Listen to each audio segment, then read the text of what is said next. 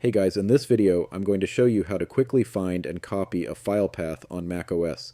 Super useful if you're working with terminal, coding, or just need the exact file location. Let's get started. First, locate the file or folder you want the path for. Then, right-click on it, or hold the Control key and click. Now here's the key step. Hold down the Option key on your keyboard.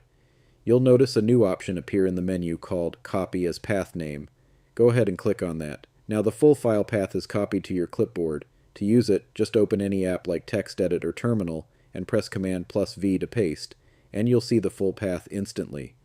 Now here's a quick bonus tip.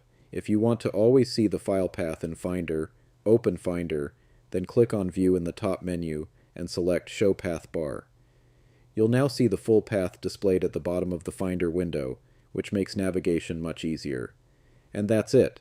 Simple, fast, and super useful. If this video helped you out, don't forget to leave a like and subscribe for more quick and easy Mac tutorials. Thanks for watching, and I'll see you in the next one.